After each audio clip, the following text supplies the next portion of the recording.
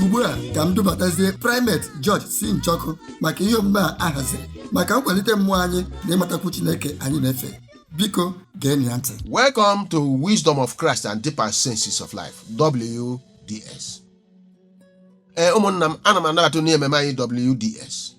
Ebe anyị ga-elebanye anya taa bụ Christ, Grace and Judgement. Ya bụ Christ, amara na ikpe. A bond that determines one's end. Maturity and divinity series. Ya bụ ọ bụ ihe a bụ ihe na-ekpebi ebe onye ga-anọ n'ikpeazụ nke ndụ ya. Maturity and divinity series. Ntozu oke n'ime onye nwanyị na ịdị dịka ọdị Chineke si chọọ. O Chineke dị ndụ, onye okike, were ihe mmemme a ka o metụta ọtụ mkpụrụ obi taa bụ ndị na-ege ntị. Eziokwu nke na-aka elu ka ọ bụrụ ihe ga-ewulite mkpụrụ obi ha elu, bụrụkwa ga-eme ka ha kete ndụ ebi ebi site na Jizọs Kraịst onye nwanyị. Amen. Brethren, bekee kwuru, nwanna m, Christ, grace, and judgment are truly unavoidable bond that determines everybody's end in this life. Ya bụ ọ bụ ihe atọ dịkọrọ ọnụ na-ekpebi ebe onye ga-anọ n'ikpeazụ nke ndụ ya. Ịgụ ihe dị n'akwụkwọ John chapter 1:1-14. Ya akwụkwọ John isi nke mbụ amaokwu nke mbụ ruo na 14. John 12 chapter 48-49. Akwụkwọ John isi 12 amaokwu nke 48 ruo na 49. Jude 1:14-15. My brother, my sister, if you don't understand the exact meaning of Christ, grace, and judgment, you will find yourself missing out in the kingdom of God, irrespective of your efforts and works to make heaven. Ọ bụrụ na ị ghọtaghị ihe akpọrọ Christ, akpọrọ grace yawa amara, akpọrọ judgment yawa ikpe, ọ ga-arakwa gị ahụ ihu ọkwụ gị n'ime ndụ ebi ebi. Hapụchakwa ma aha ị na-aza o, aha mụ na gị zago na mgbe anyị gbago, ọ gakwara ahụ ikete ndụ ebi ebi. Who and what is Christ? Onye bụ Christ a? Christ ọ pụtara gịnị? Ọ bụrụ na ị ghọtaghị ya nke ọma, ọ bụrụ na ị ghọtaghị onye Christ bụ, mara ihe Christ pụtara, ị nakwa ọkwa n'ime ihe niile ịrụga na ọrụ niile ịrụgakwa ya n'elu uzuzu nke ụgha, ịrụgakwa ya n'elu akpati ụgha, ị na-arụkwa ya n'elu mgbidi ụgha nke ga-ada ada, ya bụ ntọala nke okwu ụgha ahụ. Ị ga-eduba onwe gị n'ọtụtụ mmadụ n'ọka ala mmụọ na-eche n'ihi na-eme nke ọma. N'ihi nke a ka o metụ gị n'obi ịghọta okwu a. Listener, bekee kwuru, ya wee ezi enyi m onye na-ege m ntị. Hear me, nụrụ. Kraịst pụtara na-akpa ntị. Kraịst pụtara okwu ọnụ nke Chineke nke okike. Enwere chi dị iche iche, mana enwere chi kere eke, chi ndị ọzọ ekere ha eke, mana Chineke nke a bụ Chineke nke okike, onye kere ihe niile ekere eke. Okwu a ọ bụ okwu ọnụ Chineke, ọkwa n'okwu a ghọrọ mmadụ. Okwu a bụ ya ka Chineke mere ka ọ ghọọ mmadụ. Okwu bụ mmụọ Chineke, okwu bụ mmụọ.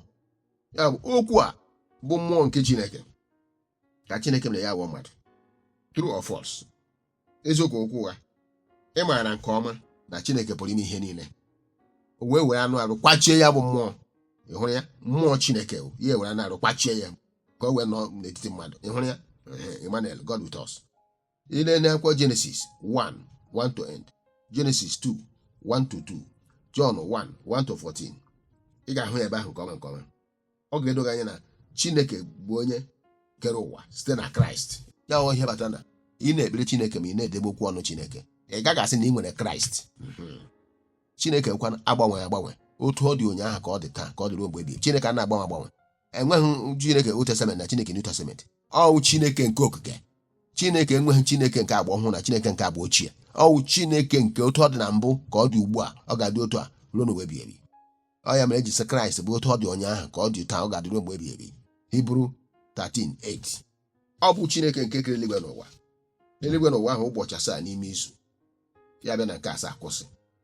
Ọ sị nọ na amamihe ya na ike ya ka ọ tọrọ ntọala ụwa. Akwụkwọ nsọ wee mekọpụta ihe na amamihe ahụ bụ Kraịst Jizọs. Ma n'ebe ndị Juu nọ, ma n'ebe ndị Gentiles nọ, gị gụọ ihe dị n'akwụkwọ Proverb, ilu ga Solomon isi 3 ama okwu nke 19, Proverbs 3:19. Ị gụọ akwụkwọ 1 Corinthians 1:24, ya akwụkwọ ndị Kọrint nke mbụ isi nke 2 ama okwu nke 12. Ị gụọ akwụkwọ ndị Colossians 1:14-17, ya akwụkwọ ndị Kọlọsị isi nke mbụ amaokwu nke 14 ruo na 17, ị ga-ahụ ya kpọmkwem. Ọ sị na Christ is before all things, and in him all things consist. For by him all things were created, that are in heaven and that are on earth, visible and invisible. Ya site na Christ Jesus ka ekere ihe na-ekere eke, ma nke nọ n'elu, ma nke nọ n'eluigwe, ma nke nọ n'ụwa. Ekwenye n'ụwa ga-eji asị Christ bụ onye okike. Christ abụrụ onye kere eke. Genesis 1:2. Ya mere, olee ihe eji ekpe ndị na-asị na Christ bụ Chineke okike? Kedu ihe eji ekpe ha ikpe? Ndị na-asị na Christ na Chineke bụ otu. Ndị na-asị na Christ nọ n'ime Chineke, Chineke nọ n'ime Christ Jesus. Olee mere eji ekpe ha ikpe? Be careful with your judgment. Be careful with your wrong judgment. Wrong judgment will spell doom for you. Ya bụ, ikpe ikpe na-abụghị eziokwu na-emechi olileanya mmadụ n'ebe ndụ ebi ebi nọ. Ihe mere Kraịst ji saa ya ekpekwala ikpe ka e weghara ikpe anyị. Ịhụrụ ya? Brethren, Bekee kwuru, nwanna m. Do you see why Christ said, I and my Father are one? Ịhụrụ mere Kraịst ji sị mụ na nna m bụ otu. He who have seen me have seen the Father. Ịhụrụ ya? Ịhụrụ mere Kraịst ji kwuo ya? Okwu ọnụ Chineke. Na gị hụ Chineke ma ịhụ Kraịst, ọ pụtara na Chineke a na-ekwu okwu. Kraịst wee wukwu ahụ Chineke na-ekwu, ya wụọ mmadụ. Ọ pụrụ ime ka ọ gwụọ mmadụ? Ehe nụnụ. Ọsọ onye nke na-ahụ onye hụrụ m ahụ na nna m. That is Bekee sị, from the spiritual point of view. N'ihi na onye anụ arụ na-acha ga aghọta okwu a. O nwere otu ebe ọ sịrị, my father is greater than I. Kedu otu ihe ọ pụtara? Ihe ọ pụtara bụ mgbe o kwetere bịa n'ụwa, mgbe mmụọ Chineke si n'ime Chineke pụta kwetere bịa n'ụwa, ewere anụ arụ kwachie ya. Ebe a wee ebe anụ arụ na-achị eze. Onye ọbụla nọ na anụ arụ ebe a na-akpọ nna m. Kwenye na Igbo a, ihe mere o ji sị nna m ka m ukwuu, n'ihi na mmụọ Chineke a ji anụ arụ kwachie ya n'ose in human form ka ọ wee nọ n'etiti mmadụ. Ịhụrụ ya? Lee na akwụkwọ John 14 verse 28. Ya akwụkwọ John isi 14 amaokwu nke 28. Ngwa lekwa ya na akwụkwọ ndị Filipaị isi nke 2 amaokwu nke 5 ruo na 8. Jesus Christ onye nwe gbata ọsọ. Ịhụ na ihe mere o ji sị I am Alpha and Omega, the first and the last. Ịhụ na Igbo Kraịst ji sị abụ m onye mbụ na onye ikpeazụ. Enweghị onye mbụ na onye ikpeazụ abụọ ofu. Chineke bụ onye mbụ na onye ikpeazụ. Ịhụ na mere Kraịst ji sị abụ m onye mbụ na onye ikpeazụ. Ịhụrụ ya? Gị gaa n'akwa Aịzaya isi 48 amaokwu nke 12, ị ga-ahụ ya ebe ahụ. Ka bụ akwa Aịzaya o. Gị bịa n'akwụkwọ Mkpughe Revelation 1:10-17, ofu okwu ahụ. Gị gaa n'akwụkwọ John 14:6-10, ofu okwu anwa. Gị gaa n'akwụkwọ John 10:30, ofu okwu anwa. Ha ncha na-akọwa na Kraịst bụ Chineke, n'ihi na ya enweghị Almighty God abụọ, onye bụ na onye ikpeazụ abụọ ofu. Na mmadụ na okwu ọnụ ya bụ otu.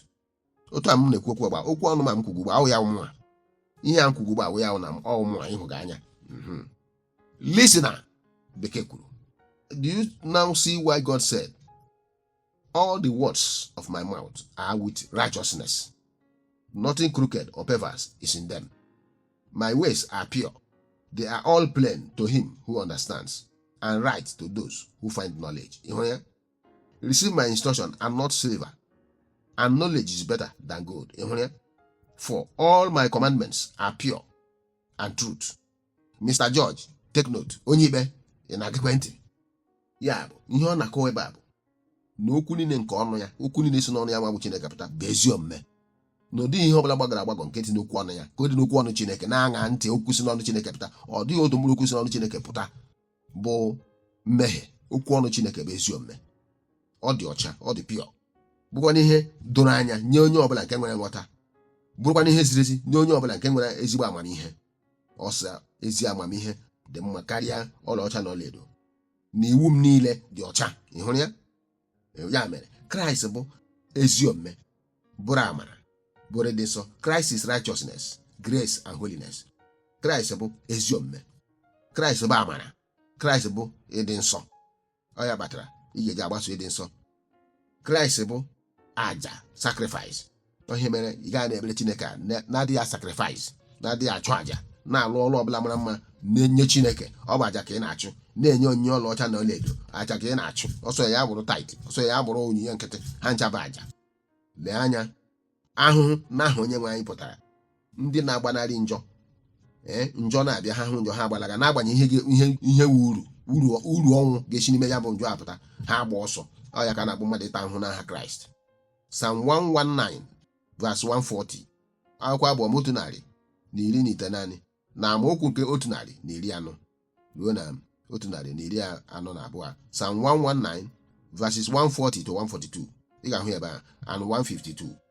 Proverb 8 to 10, akwụkwọ Proverb isi 8 amaokwu nke 8 ruo na 10. Proverb 8:12 to 13, iluga Solomon isi 8 amaokwu nke 12 ruo na 13. 1 Peter 4:19, akwụkwọ Peter nke mbụ isi nke 4 amaokwu nke 19, ọ sị, ahụhụ dị nke kwesịrị ekwesị ka anyị na-ata n'aha Onyenwe anyị. 1 Peter 4:19, ahụhụ dị nke mụ na gị na-ata nke ị kwesịrị ịta n'aha Onyenwe anyị.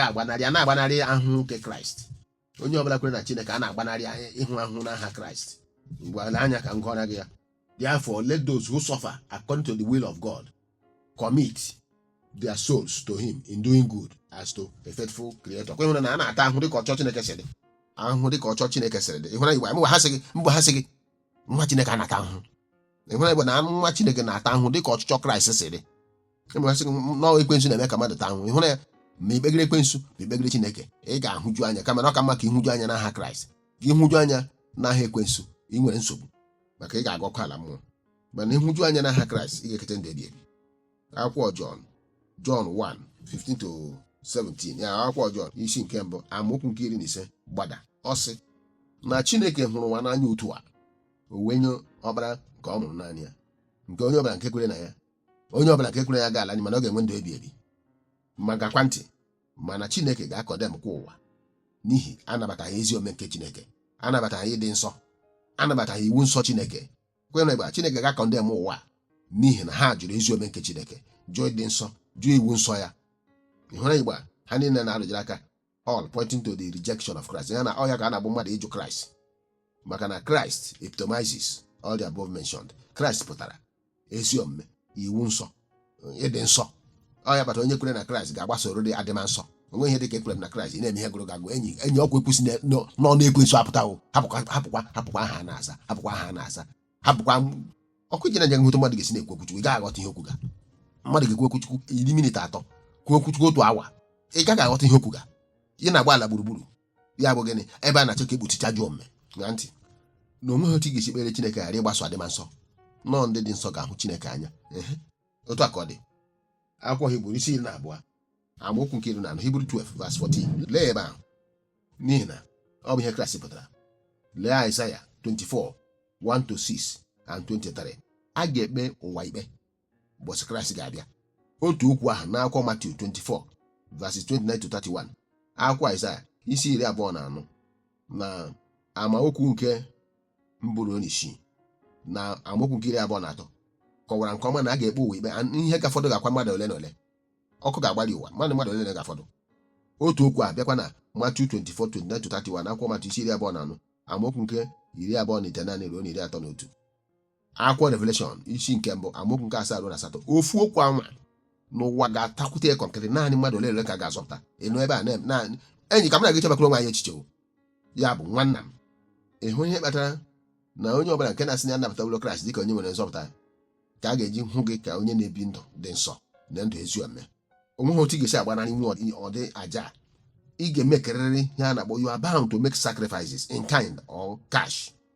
You will never be Cain nor Ananias and Sapphira, the born again who received Christ as Lord and personal Savior and ended up in hellfire. Oh my God! Ended up not having Christ at all and died.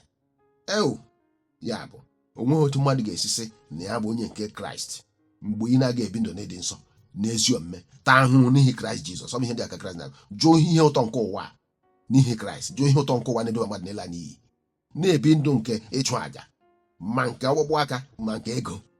Ị ga-abụ onye na-achụ àjà. Ị gaghị abụnata onye ga-adị ka Ken. Ị gaghị abụ onye ga-adị ka Ananias na Sapphira, ndị a mụarịrị ọzọ, ndị nabatara Kraịst dịka onye nzọpụta. Ma oh God, ma ha nwụọ n'ime laa n'iyi, nwụọ ka ndị na-enweghị Kraịst, n'ihi na ha agbasoghị adịma nsọ, ha agbasoghị ezi omume. Ị gaghị ahụ Chineke anya ma ọ bụ na mụ na gị edinaghị onwe anyị. Ọkwa ihe kwuru ọsọ, anyị ga-edinaghị onwe anyị, were krọs anyị sowe na anyị ga-ajụ onwe anyị, buru cross anyị sobe ya. Deny yourself and pick up your cross and follow me. Buru ụzọ chụọ alaeze Chineke na ezi omume and do away with judgment, wrong judgment for that matter. Anyị adabere na Kraịst, daberekwe na amara, masị na ikpe ikpe gbapụ. Ọ bụ na-ekpe ikpe kpee ezigbo ikpe, kpee nke na-awụ ya. Anyị na-aga nwayọọ nwayọọ ihe a mmalite nke program a, Christ, Grace and Judgment. Ya bụ Kraịst, amara na ikpe. Etu ụmụ Chineke si wụpụ Kraịst ọgwụ, ha si na ya wụpụkwa na amara ọgwụ. Ebe ahụ zoro onwe ha wụ na ikpe. Listener, Bekee kwuru, don't let anyone deceive you about Christ. Christ represents the underlying factors so far mentioned above. Ọ ihe Christ pụtara. Christ pụtara ezi omume. Christ pụtara ịdị nsọ. Christ pụtara ịchụ aja. Christ pụtara ihe ndị a niile m kwuru mgbe gara aga. Ị ga-asị nwere Christ mgbe ị bụ onye na-asị asị, na-aghọ aghụghọ, na-ede ebi ndụ dị nsọ, na-ebi ndụ ajọ omume. Iduhie onwe gị, duhie ndị ọ bụrụ onye ụkọchukwu, ọ iduhie onwe ya, duhie ndị ọ na-akọrọ ụkọ. You don't receive Christ as a figure, but all that Christ represents. Ekwenyere ya, ọ bụghị sị anabatara m Kraịst ya gwụ nọọ ihe niile aha Kraịst na-anọchite anya ya, ihe niile Kraịst na-arụjere aka ka ị ga-anabata. Ọ bụghị sọsọ anabatara m Kraịst. Onye na-anabata Kraịst anabatara ihe niile Kraịst na-arụjere aka, ndụ niile Kraịst na-arụjere aka. Ọ ihe ọ pụtara. Ngwala anya, Kraịst bụ amara. And ịhụ nke ọma na grace bụ an unmerited favor. Kraịst bụ amara. Amara ị na-arụ ha ọrụ nweta, ekwere m ekwe. Nke bụ eziokwu bụ na ị gaghị eji amara na-arụ ọrụ megide Kraịst ahụ, na-emegidekwa alaeze Chineke, na-emegide ihe Kraịst na-anọchitere anya ya. Ị gaghị eji ya emekọsị inwe ha ala ma were amara na-arụ ọrụ mmehie. Ọ Kraịst ka ị na-emegide. Ọ ga-adị bekee ọ ga-adị counter productive, bụrụkwa an aberration na mmadụ kwere na Kraịst, kwerekwe na grace, ma na-arụ ọrụ na-emegide ihe Kraịst pụtara. Maka Kraịst pụtara ịdị nsọ. Ịbịa na akwụkwọ Matthew 7:21-23, ọ sị, ọ bụ nyakwa ntị o, ọ ga-asị gị na ọ ga-adị counter productive to the kingdom project na ihe niile Kraịst bụ n'obi, ma ọ bụrụ na ị sị na ikpere na amara kwe na Kraịst, mana ọrụ ị na-arụ na-emegide ọrụ Kraịst. Matthew 7:21-23, ya akwụkwọ Matthew 7:21 nke 23. Ọ sị, gị kwuo na ikwere na Kraịst, gị kwuo na Kraịst bụ nke gị, ibu ya n'isi nyere ya n'aba. Ọ sị na ọ bụkwa ya ga-ebe okwu, na ihe ga-ebe okwu bụ ime uche Nna nke bi n'eluigwe. Jụọ onwe gị na-eme uche Nna nke bi n'eluigwe. Ṅaa ntị, ihe ga-ekpe ụwa ikpe ma mma gị, ihe ga-ekpe ụwa ikpe bụ ekpere nke eze anyị na 10 commandments. Ọ kachasị ekpere nke eze anyị. Ṅaa ntị, ọ sị, Nna anyị nke bi n'eluigwe, otu, ka edo aha gị nsọ. Ị na-edo aha ya nsọ? Ka alaeze gị bịa, ka eme ihe ị na-achọ dịka esi eme n'eluigwe. Ị na-eme ihe Chineke na-achọ n'ụwa. Ị na-ebi nnọchọ Chineke. 1 John 2:15-17, ọ sị, onye ọbụla, mmadụ ọbụla nke na-adịghị ebi nnọchọ nke Kraịst Jizọs adịghị ebe o je, mana onye ọbụla nke na-ebi nnọchọ Chineke ga-eketa ndụ ebighị ebi. Ị nụrụ ya? Revelation 21:6-8-27, akwụkwọ Mkpughe isi 21 amaokwu nke isi 28, gụọ ọnụ ka ịhụ ihe o nyere ebe ahụ, ya na amaokwu nke 27. Ị ga-aghọta nke ọma na onweghị onye na-emebi iwu nsọ Chineke ga-eketa ndụ ebighị ebi. Ọ dịghịkwa onye na-ebi ndụ ihe arụ, abominable living, ya bụ ibi ndụ mmekpu, ibi ndụ arọ, ibi ndụ mpọ, iwusi ọbara, ibi ndụ ruru unyi, ndụ rere ure. Ị ga-anụta obere nwata nwoke na 14 gburu obere nwa n'afọ 7, dina ya. Gburu agadi nwaanyị n'afọ 17, dina ya. A na-eme mbibi, ga-ehụ nwunye mmadụ gị banya, dina ya n'ike. Ihe arụ Jehova, awụsi ọbara na-emeghị ihe ọjọọ. Ekidnapụ mmadụ gị tọrọ mmadụ nara ego. Ṅaa ntị, and you know nothing can take away judgment and justice, not even grace. Onwe ihe ga-egbochi ikpe Chineke n'ụwa. Mgbe Kraịst ga-abịa, kedu ihe ọ gwara gị ọ na-abịa? Ọ na-abịa ikpe ndị dị ndụ na ndị nwụrụ anwụ ikpe. Ọ kakwa ma na mụ na gị gbanarịrị ihe ọbụla ga-eme ka anyị daba n'ọka ala mmụọ. O nwekwa ihe dị ka God so loved the world, wee nye otu ọkpara ọhụrụ naanị ya, ka o wee zọpụta ụwa. Mana ọ ga-abịa n'ikpe ụwa ahụ ikpe ma ụwa jụ nchegharị. Ọ ya bụ na ejele anya ya na Kraịst na-akwado ịbịa. Ihe niile gosi na Kraịst ga-abịa abịachana na mmezu. Amụma niile buru, ma nke mege n'Israel, ma nke mege na Ukraine na Russia. Ego akwụkwọ nsọ kọma ị ga-ahụ ya. Ọ ga-abịa ikpe ụwa ikpe. Ya bụ, grace can only help you and I to escape what? Judgment. The Bible said, be not deceived. Whatever a man sows, he will reap. Which means Christ is not the one judging your actions and inactions here on earth, planet, but the word of God. Mkpụrụ onye kụrụ ka ọ ga-aghọ. Mkpụrụ ịkụrụ ka ị ga-aghọ. ị hụrụ Igbo ihe ọbụla bụ mkpụrụ ịkụrụ ka ị ga-aghọ gị ghọọ mkpụrụ igbu mmadụ gị ghọọ nwụsi ọbara gị mkpụrụ ọbụla ịkụrụ ka ị ga-aghọ ya bụ na ihe ga-ekpe gị bụ ọrụ ịrụrụ mụọ nke ọma mụọ nke ọjọọ. Galatians 6:7-8 akwụkwọ Galatians 6 amaokwu nke 7 ruo na 8. John 12:47-40 ya akwụkwọ John 12 amaokwu nke 47 ruo na 48. ị hụrụ ya? Romans 6:1-4 amara abụghị ka anyị gaa n'ihu n'ime njọ, mana ọ sị gị gụrụ ya gbada mgbe ị na-akọwara gị sị na-enye ha ya ohere ka anyị bie ndụ na njọ. Verse 14-15 sị anyị ga-asị na anyị anụghị n'okpuru iwu wee na-eme mmehie ya asụ Chukwu ekwekwala. Ya ọ ihe mere m ji akọwara gị mgbe ọbụla nọ n'iwu ọ na-akọwa iwu ndị ebekwa ugwu na ndị a na-ebeghị ugwu. Mgbe e nyere ndị a na-ebeghị ugwu ohere ịbata ya sị ụnụ asịkwala na ụnụ anụghị na okpuru iwu wee gaa n'ihu ibi ndụ jọrọ njọ. Ụmụ mmadụ aghọta wee sizie na onwe iwu dị n'elu otu ị ga-esi ebi ndụ na-enweghị iwu nsọ Chineke. Nwanna m ị hụ na ịyọ mgbaghara mmehie Chineke gbaghara gị ya confession nakwanụ na-alaghachi azụ na mmehie ahụ ọ ya ka a na-akpọ grace. Ọ dị ya grace, ọ bụghị ịdabere na amara na-aba n'ime mmehie, ọ bụghị ya grace. Na mgbe mbụ ana m asị ncha na asị ma mgbe m nabatara Kraịst dịka onye nzọpụta okwu ga-achọ ya hụzie n'ime m. Ọ ihe ọ na-apụta amara na-arụ ọrụ mgbe ị kwuru eziokwu, mana isi asị gịrị ndị amara powerless. Amara ga-azọ gị ma esibe asị. Ihe na-eme ka Chineke nwee amara na obi iko n'ebe mmadụ ọ ikwu eziokwu. Onye mere ọtụtụ ndị ụkọchukwu gbaji aghọta ihe m kwuge na-asị na ọ bụ eziokwu kwudala eziokwu. Ị na-asị asị n'aha onye nwe anyị amara agaghị arụrụ gị ọrụ. Ọ ya gbata ụfọdụ ndị ụkọchukwu gba a na-ekwe asị asị ma ndị priest igwe ha sọ eziokwu. Isi asị n'aha Kraịst makwa na-ekpe ikpe sị na ya ọwa ikpe ka ị ga na-ekpe ndị ọzọ. Ikezi ya adaba gị ikpe ga na-awụ ya maka mmadụ anụ arụ ka anyị bụ. Ọ naanị Chineke bụ onye na-ahụ nke bụ nke o jisi anyị ekpekwela ikpe ka ya nwa bụrụ onye na-ekpe ikpe nke ọzọ onye na-ahụ n'ihe na-ahụ na nzuzo, mana gị nwaanyị na-ahụ n'ihe na-ahụ na nzuzo. Ị nwere ike hụ n'ihe mana ị ga-ahụ na nzuzo. Ka anyị wee ghara ịbụ ndị na-ekpe ikpe n'aha mmụọ nsọ n'aha Holy Ghost. Gị nwa sị asị n'aha onye nwaanyị sị asị n'aha mmụọ nsọ n'aha Holy Ghost. Okwu ga-agwụla. O nwekweghị ihe ọzọ na gị meta bụ Revelation 22:15 lee ya ebe ahụ gụọ ị ga-ahụ na onye ọbụla jiri okwu ụgha mere doctrine. O nwekwa ebe ị na-aga 1 John 1:8-10 lekwe ya ebe ahụ. Psalm 51:1-2 akwụkwọ John nke mbụ ọ sị anyị kwupụta mmehie anyị rapụ ya gbuo ebe ọ nọ na onye si na ememe ebe mbụ ana m eme mmehie adịbụ mmehie tụbụ mbụ ọsọ onye ahụ enweghị eziokwu n'ime ya. Mana ọ sị mgbe anyị kwupụtara mmehie anyị rapụkwa ya na oge nwebi ebere na arụ mụ na gị. Agbawa 51:1-2 kwe hụrụ ya. No wonder he said to the prostitute and any other sinner, go home, that is grace, and sin no more, to avoid judgment. Ọ sị nwaanyị akwụna laa emehiekwala ọzọ ya wa amara ka iwe ghara ịdaba na ajọ ikpe. Ị hụrụ ya ka iwe gbanarị ikpe. John 8:11-12 John 5:14 akwụkwọ John 8 amaokwu nke 11 ruo na 12 akwụkwọ John 5 amaokwu nke 14 kwenye na Igbo ezi enyi m onye na-ege m ntị ị kwesịrị ịghọta okwu a ghọta ihe Kraịst pụtara. Ọ bụghị maka isi ikwere na Kraịst ị ma ihe Kraịst pụtara. Onye ka ji akọwara gị na onye bụ Kraịst. Kraịst ọ pụtara gịnị? Gịnị bụ grace? Gịnị bụ amara? Gịnị bụkwa n'ikpe? Ọ ka iwe matachi ihe a na-agwa gị ka i wee ghara ịla n'iyi. Olee ihe Kraịst pụtara? Kraịst pụtara ezi omume nke Chineke, pụtara ịdị nsọ, pụtara ịgba mbọ ịchụ àjà ma ọkpụkpụ aka ma nke akụ nye aha Kraịst na ọrụ Kraịst. Hebrew 2:2-4 Mark 1:14-15 Mark 6:12-13. Ya mgbe ị na-ekwekwu gbasara Kraịst onye okike nke na-ewere ọrụ ebe na ọrụ ịrịba ama kwagide ọrụ ya kwagide ihe ọ na-eme eji ya mara Chineke. Hebrew 2:2-4 akwụkwọ Hibru isi 2 amaokwu nke 2 ruo na 4 akwụkwọ Mak isi nke mbụ amaokwu nke 14 ruo na 15 akwụkwọ Mak isi 6 amaokwu nke 12 ruo na 13.